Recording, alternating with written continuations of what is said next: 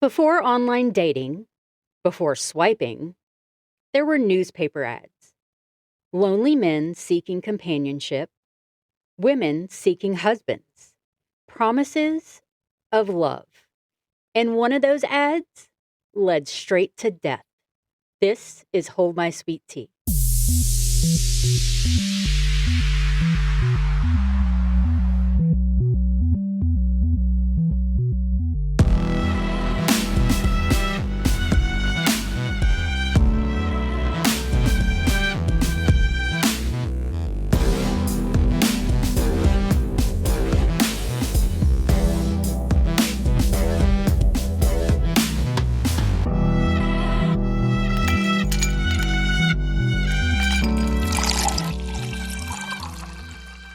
Hey, I'm Holly. And I guess I'm Pearl. You're Pearl today? I think so. Welcome back. That's what my driver's license says. I guess we have to go by your government name. It's fine. It's whatever. It's another day. Another glorious morning. No more dollars. No. I have my extra dollars. I have my iced coffee. It's okay. And my Vicks inhaler because this place makes me have allergies. It's so weird. Yeah. Like we discussed that. I don't cough or sniffle until I get here. Yep. Work is just going to slowly kill us. It is slowly killing us. It is. It's not going to. It's been doing it. Right. Maybe, when this podcast just takes off. All of a sudden, out of nowhere. I know, because of all the likes and shares. So what are you doing today to help increase those likes and shares? Well, we're a Southern podcast, but occasionally we veer off and we go somewhere else. And we take a wrong turn. We take a road trip, we travel, or a holiday or something like that's coming up. So we're like, you know what? Let's pull this up. But good old Valentine's Day is just rearing its ugly head around the corner, Some people celebrate it, some people hate it. Some people are like Single Awareness Day. Yes. Galentine's. Get your girls together, all that stuff. There's so many variations. When it starts getting cold out, they call it cuffing season, and you want a partner through the holidays, and then get a blanket. Exactly. They've got those weighted blankets. They got those things with like the half body arm thing. Yeah, your boyfriend pillow. Get you a boyfriend pillow and a weighted blanket. But I digress. But by the time Valentine's rolls around, most of those cuffings and things like that just fall apart. Some stay, some don't. Mm-hmm. But a lot of those come from being online. You're swiping on somebody and all that stuff. So we're gonna take it back to like way back in the day before the online stuff. Do you like pina coladas? I do. Sometimes I like getting caught in the rain, but most of the time, no. So we're going to talk today about Belle Gunness. She was into champagne. She was. She was not into yoga. And she eventually landed in LaPorte, Indiana.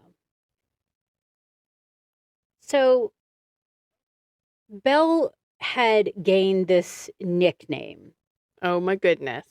And the nickname was Lady Bluebeard. She has a beard?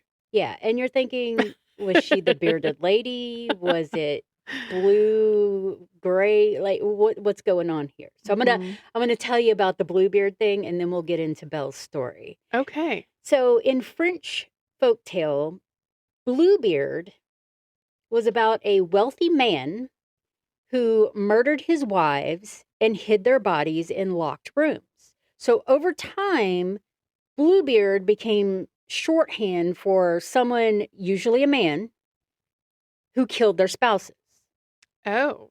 So he's a Bluebeard. I see. So he's a Bluebeard. Women are like Black Widows now. Yes. So, but everybody was Bluebeard back then. Right. Okay. So Belle Gunness, she got the name Lady Bluebeard because she was a woman,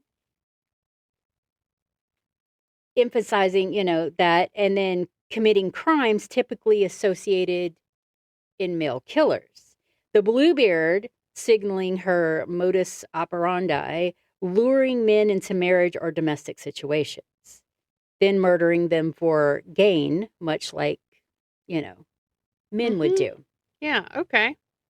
So essentially calling her the Lady Bluebeard highlighted her as a female serial killer. But this was way before the term serial killer, but that's what it was. Basically, yeah. She was a lover killer. So she preyed on husbands and suitors in, a shocking inversion of the male-dominated crime narrative of that time. It also made for sensational headlines. Newspapers loved the dramatic association, which helped, her notoriety spread. Of course, and sold papers. Right, and then front page, Lady Bluebeard, Yeah. coming out and everything. So she was a woman who charmed her victims, stole their money, and may have killed more than a dozen people, including her own children.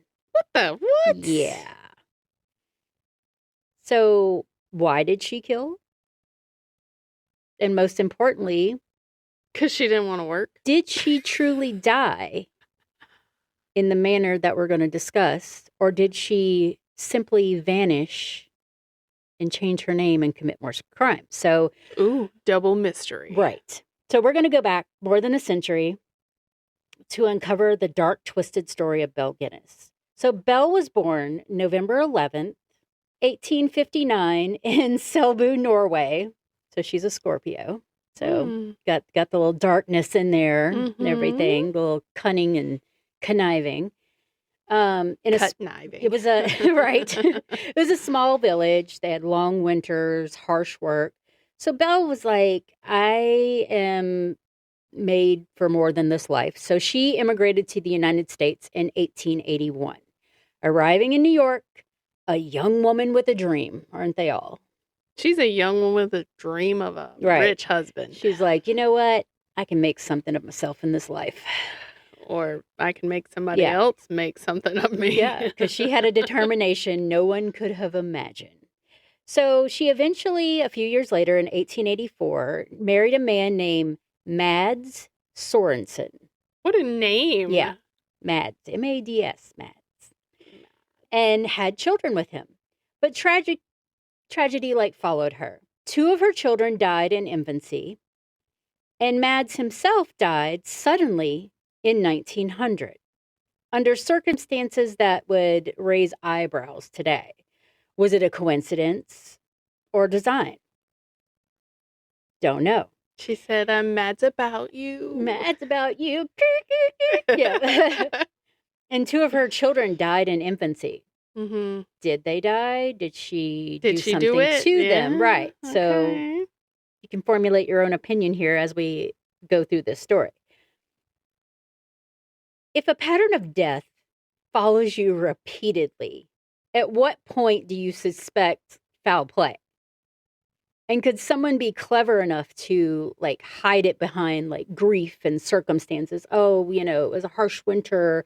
I was grieving my children and something happened. It was. I forgot to take care of my husband, right? Who obviously can't take care of himself. So, right. So Belle, after all that happened, she moved to LaPorte County, Indiana. She said, I got to go.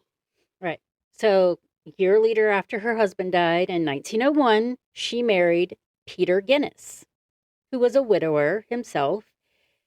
Within days, and he had children also that he brought into this marriage. Yeah. He had an infant daughter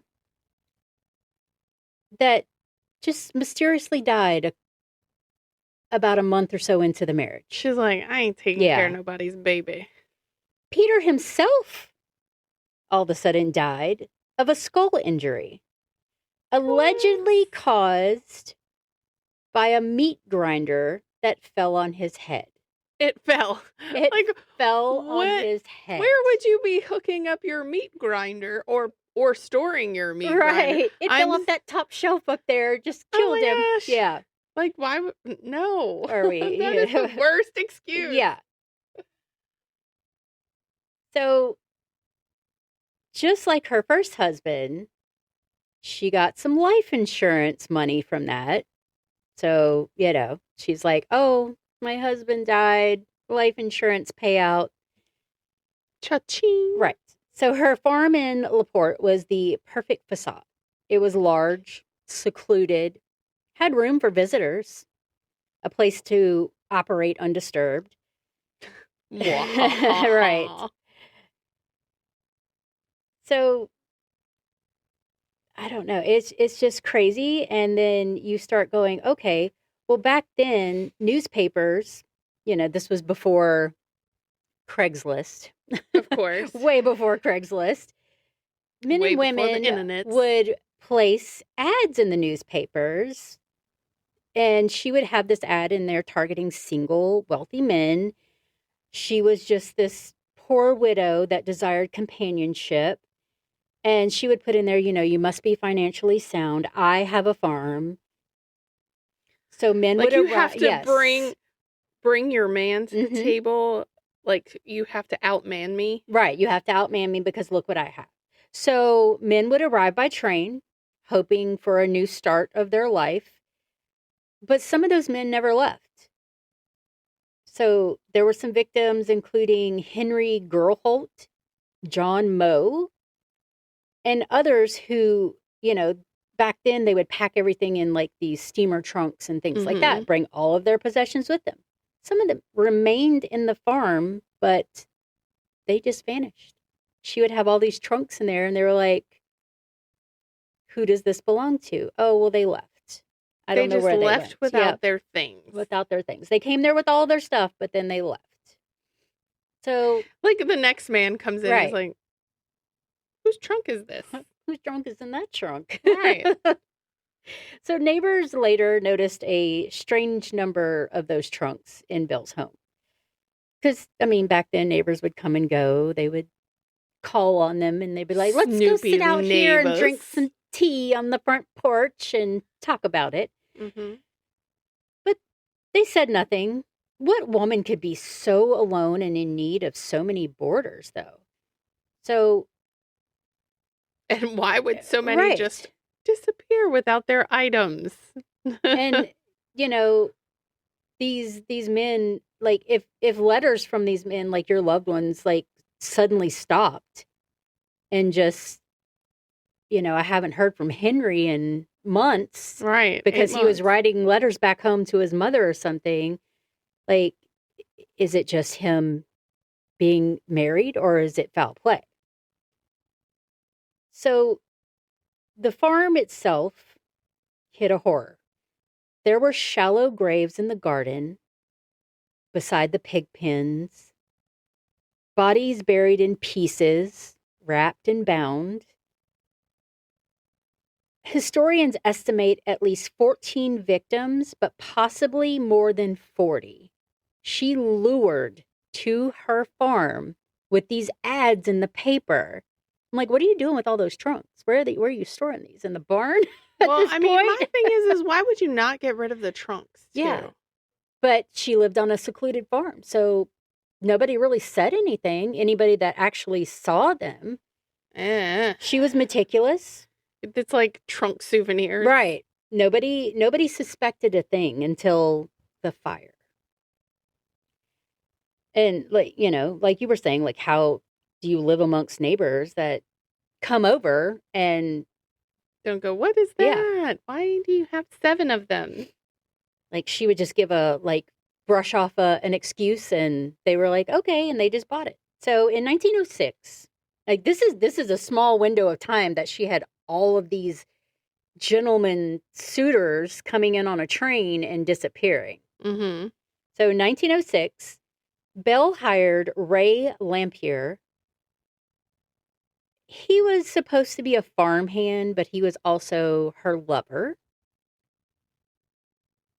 But he He doesn't have no money. He was later right? He was later suspected in the fire that happened at the farm. Oh. So Lampier claimed that after their relationship kind of soured, Belle started plotting her own escape. She wanted to fake her death. Mm. So the farmhouse caught fire in April of 1908. And at this time, Belle had 3 children. So inside of this burnt farmhouse, they found 3 children, a headless adult woman, assumed to be Belle. Lampier said that the body was a decoy. It was a woman hired, like she had hired her to come in and help take care of the children, murdered her. Did she murder her or did he? She murdered her. Okay. To fake her own death. Chopped her head off. She literally took out her false teeth and placed them near the woman to look like it was her. I was like, what are you run around gumming it? Like, what's going on? But it makes her more attractive. Right. But if her death was faked, how far could she have gone? Like, did she like truly vanish, or was this just like a legend over time? So in April of 1908, the farmhouse fire consumed everything, like all of it. Investigators found bodies charred beyond recognition. Then they started unearthing these graves across the property. Public fascination like exploded. I'm sure. Thousands of people were driving and coming to her farm to see the site. Oh, wow. They literally morbid.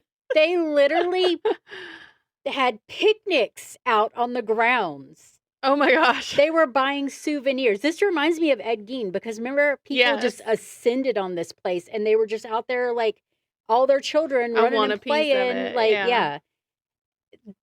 But, you know, it's crazy to me. Like, let's throw a picnic out here. There's some bones over there. Like, what's going on? They just found Henry and Ralph and Kaku. But like horror and spectacle kind of mingle. The victims were silent. Belle's fate unknown. But like, how does society respond to horror when it's placed right next to curiosity? And does our fascination, like with murder, trivialize the victims? It's crazy. It's a little weird little crossover there. It is a little weird. And I mean, here we are, true crime podcasting. Right. It's basically the same thing. It's like, why are we built this way? Yeah. That we're like, so curious. Our need to know is insanely I think because a lot of it is the unknown. So we want to know and we want to understand like, but there is no understanding it. There really isn't. And that's why, people become psychologists and mind hunters, because they're trying to figure it out. They want to get in these people's head. Like, can we fix you? Was there something that happened when she moved to the United States? Like, or was it already like something in her head, that darkness and that macabre like sense maybe of, that was like, her plan the whole time. She was like, okay, I'm going to come here and take advantage of all these men. And that's what I'm saying. She was like, I'm cute and foreign.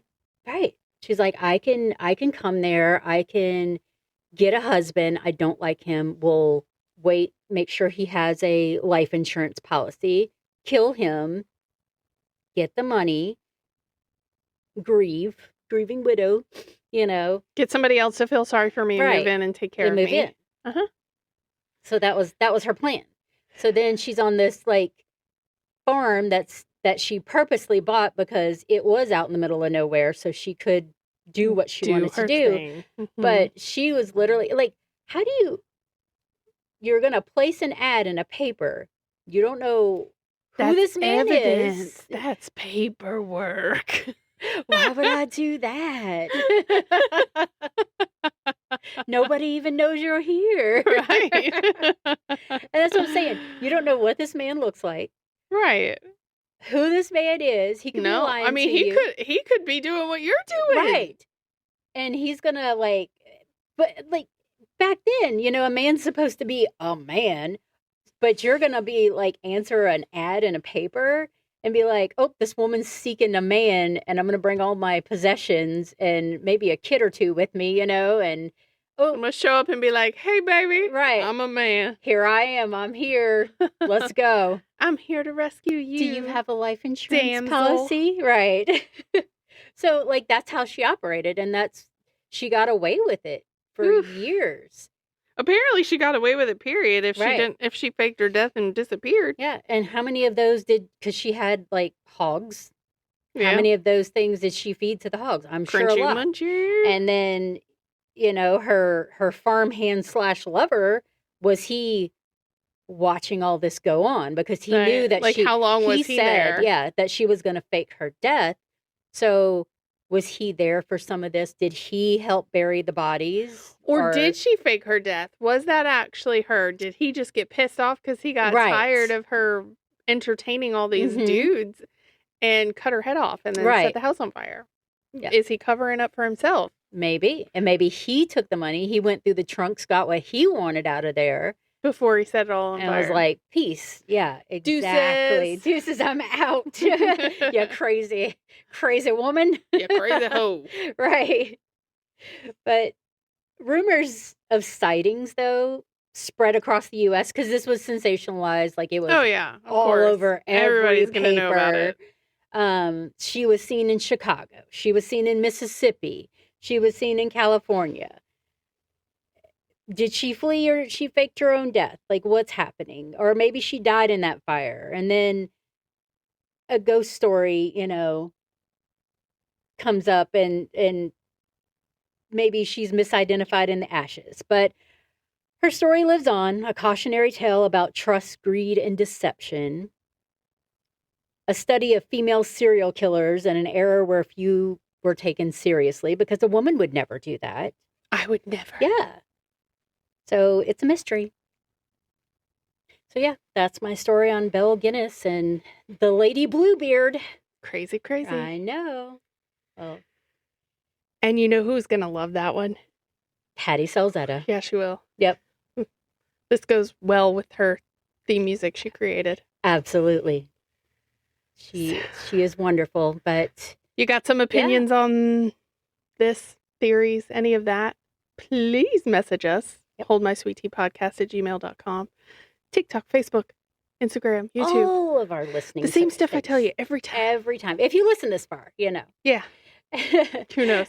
And Hold My Sweet Tea, as always, is a Drunken Bee production. Bzz. And you guys remember to stay safe out there. Don't be Bluebearding anybody. And just because we're dipping doesn't mean you can't keep sipping. Bye.